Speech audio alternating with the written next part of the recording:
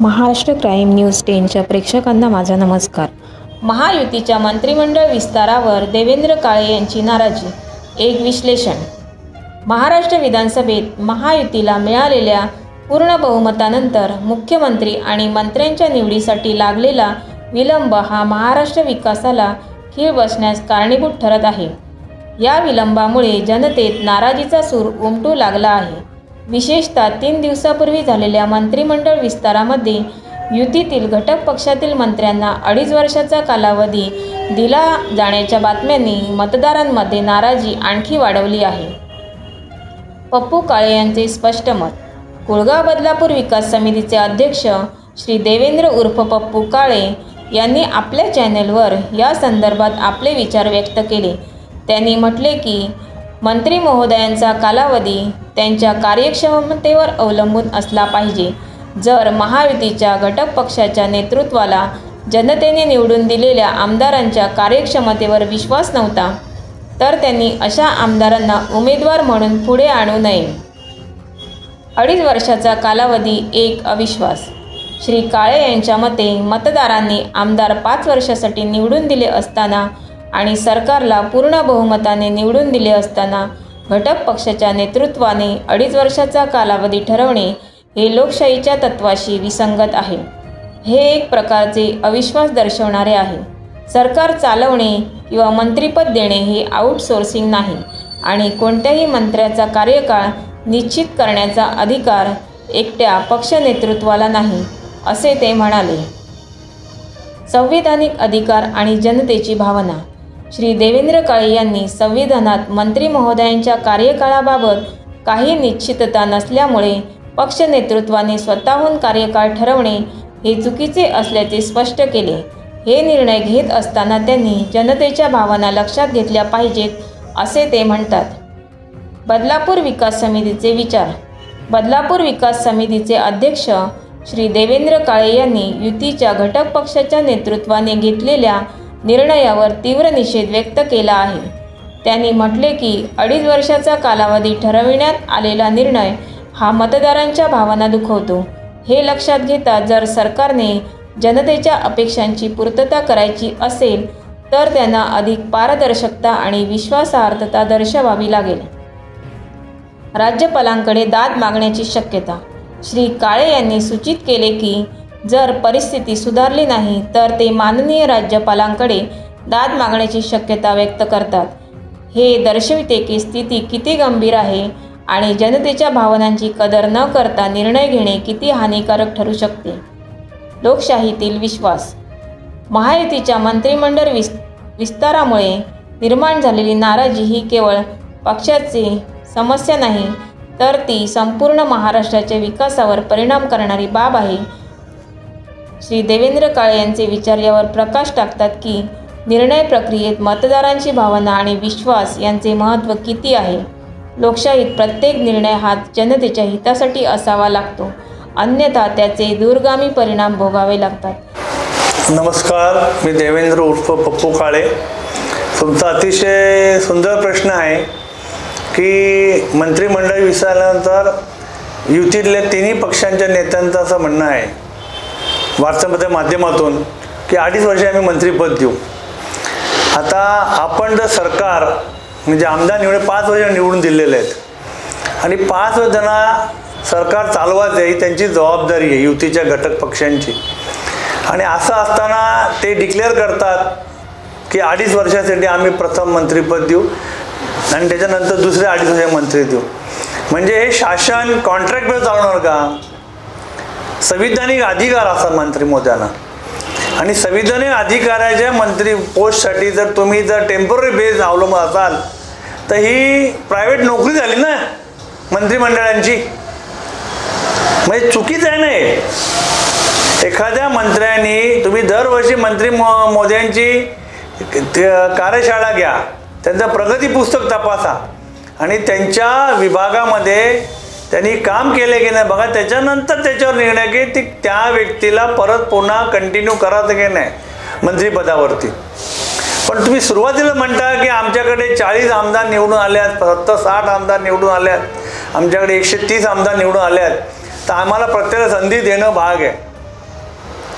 अहो आम्ही जे लोक निवडून दिली आमच्या विभागातून आमदार, तेव्हा आमच्यासमोर पण 4-5 जण होती ना समोर, पक्षीय लोक अपक्ष होती.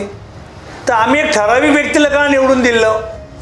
कारण त्याच्याकडे मी क्वालिटी बघितली त्या मतदारसंघातल्या माणसाने, आम्ही मतदारांनी, आणि त्याची क्वालिटी म्हणून आम्ही त्याला 5 वेळा निवडून दिलेलं आहे. आम्ही तिथे विचार केला मतदारांनी की ह्यांना 2.5 वर्ष निवडून द्यायचं, ह्यांना 2 वेळा निवडून द्यायचं. आमचे आमदार आहेत ते, आमची मतं त्यांना दिलेली आहेत. आमचे मतावर तुम्ही कोण ठरवणार की त्या आमदाराला मंत्रीपद 2.5 वर्ष द्यायचं? जर तुमच्या पक्षाला तो आमदार निवडून आला तरी पण आम्ही त्यांना मंत्रिपद निवडून दिलं की नाही तो प्रश्न नाही आहे, पण आम्ही त्यांना या विधिमंडळामध्ये या महाराष्ट्रासाठी जनतेचं कामाकडे निवडून दिलेलं आहे. आणि तुम्ही जर असं म्हणाल की आम्ही निवडून दिले, मतदार निवडून दिले आमदार, जर आम्ही त्यांना मंत्री केलं तर 2.5 वर्ष मंत्री करू, म्हणजे मग तुम्ही शासन कॉन्ट्रॅक्टवर चालवता. म्हणजे तुमच्या निवडून दिलेल्या आम्ही आमदारावरती तुमची शाश्वती नाही आहे की माझा आमदार, माझ्या पक्षाचा आमदार हा पूर्ण कार्यकाळ पूर्ण करेल की नाही मंत्री म्हणून 5 वर्षाचा. मग इथे माझा प्रश्न आहे की त्या पक्षाच्या नेत्यांनी जे बोलले आम्ही 2.5 वर्ष देऊ, त्यांनी मग असं उमेदवार आमच्या अंगावर लादायचा नव्हता ना, की ज्या उमेदवाराची कार्यक्षमता नाही आहे 5 वर्ष काम करायची किंवा 5 वर्ष मंत्रीमध्ये काम करायची, असं लादला नाही पाहिजे. हे 2.5 वर्षाचं खोडणं फार खराब आहे. ह्याच्यामध्ये त्या मंत्री जो होईल त्याला माहिती आहे की माझं 2.5 वर्ष मला डिच्चू मिळणार आहे किंवा माझी रिटायरमेंट होणार आहे मंत्रिपदावरून. मग तो कशा पद्धतीने काम करणं तुम्हाला आम्हाला सांगायला नको. आज भ्रष्टाचार प्रचंड वाढलेला आहे.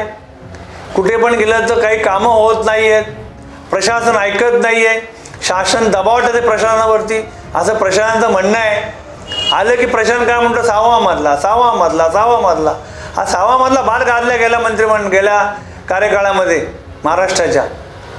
तर माझी विनंती आहे त्या पक्षप्रमुखांना, एक मतदार म्हणून आम्ही तुम्ही दिलेले उमेदवार निवडून दिलेले आहेत आणि त्यांना आम्ही 5 वेळ दिलेले निवडून आमच्या मतदारसंघाच्या जनतार्थ, तर तुम्ही पण त्यांना जर कॅलिब्रिटीवर संधी देत असाल, कोण 3 वर्ष आमदार होता, कोण 4 वर्ष आमदार होता, कोण 5 वर्ष कोण 3 टर्म आमदार, कोण 4 टर्म आमदार, कोण 5 टर्म आमदार, कोण क्वालिफाईड आमदार होता, म्हणजे तुम्ही मंत्री संधी दिली.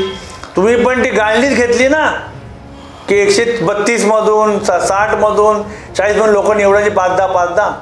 मग तुमचं हे म्हणणं फार चुकीचं आहे. हे टेम्पररी सरकार म्हणून आम्ही तुम्हाला निवडून दिलं नाही आहे. पूर्ण 5 वेळ कार्यकाळ पूर्ण करण्यासाठी मंत्री तुम्हाला निवडून आम्ही दिलेले आहेत आमदार, त्यांना मंत्री करण्यासाठी.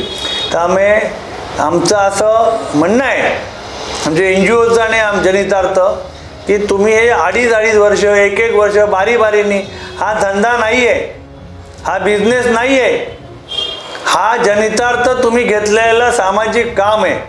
तुम्हाला कोणी सांगायला आलं नव्हतं आहे मतदार की तुम्ही उभे राहून तो निवडून देतो. तुम्ही स्वतःने उत्स्फूर्तपणे समाजसेवा करायला बाहेर पडल्यात. समाजसेवा बाहेर करता करता जनतेच्या मनात तुम्ही घर करून बसलात. जनतेला तुमचं काम आवडलं म्हणून जनतेने तुम्हाला डोक्यावर घेतलं आणि मग तुम्ही जनतेचे उमेदवार म्हणून आलात, प्रतिनिधित्व करतात आणि ते करा तुम्ही नेतेपदी निवडून आलात. तुम्ही पक्ष स्थापन केले आणि तुम्ही आता म्हणता की नंतर येणाऱ्या माणसाला प्रत्येक संधी देऊ. संधी त्याच्या क्वालिटीवर द्या, संधी त्यांच्या कॅलिब्रिटीवर द्या, संधी त्यांच्या अभ्यासावरती द्या, संधी त्यांना कार्यक्षमतेवरती द्या. तुम्ही पहिल्याच दिवशी ठरवणार की हा माझा मंत्री 2.5 वर्षाचा आहे, अतिशय चुकीच्या पद्धतीने त्या पक्षाच्या नेत्यांचं मत आहे.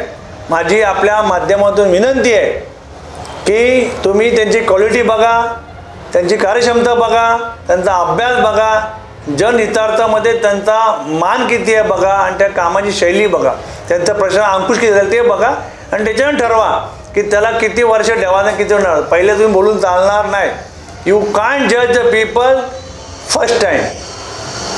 राईट टाईम जज करायचं झाला तर संधी द्यायला पाहिजे, टाईम द्यायला पाहिजे. तर ते त्यांनी जे म्हटलेलं आहे त्या नेत्यांनी की 2.5 वर्ष मंत्री ह्याच्यामध्ये आमच्या भावना दुखवलेल्या आहेत जनतेच्या की आम्ही दिलेला तो उमेदवार, तुम्ही दिले उमेदवार होता ज्याला आम्ही लोक निवडून दिलं आहे, त्याला मंत्रिपदाची जर त्याला संधी मिळालेली आहे त्यातून तो देशाचा विकास, शहराचा विकास करेल, आमच्या मतदारसंघाचा विकास करेल, आमच्या महाराष्ट्र विकास करेल, त्याला निवडून दिलेलं आम्ही आहेत. आणि जर त्यांचे वरिष्ठ म्हणत असतील की तुम्ही 2.5 वर्षासाठी आहात तर एखाद्याला कळलं. आताचं एक उदाहरण घेऊ आपण. मला नोकरी लावताना एखादा साहेब शेठ बोलला, बाबा रे तो नोकरी लावतो तो 2 वेळ ठेवतो. 2 तुझी गॅरंटी नाही चांगलं काम करू असं बोलतो तेव्हा आम्ही काम करतो. इथे ते पण नाही का बोलत. कसं काम करणार ते 2.5 वर्ष तुमच्यासाठी. ते म्हणते जाऊन दे आयो लो बटरो निकलो, ये बटरो निकलो छोड़ो. हा विषय नाहीच आहे. ये काम करने की जगह है, जन सामान्य की जगह है, ये बटरने की जगह नहीं है. ध्यान में लो. 2.5 साल का तुम्हारा हिसाब बंद करो, काम पे लियो, उसका कैलिब्रिटी देखो, उसके बाद में डिसाइड करो. आशा आहे की आमच्या मतदारांची इच्छा तुमच्या माध्यमातून जे 3 पक्षाचे नेतृत्व आहे ते मान्य करतील आणि याच्यावर ते विचारमंथन करून अशा पद्धतीने पुढे भविष्यात भाष्य करणार नाहीत अशी मी आशा बाळगतो. जय हिंद, जय महाराष्ट्र. संजय कदम, ठाणे जिल्हा प्रतिनिधी, महाराष्ट्र क्राईम न्यूज 10.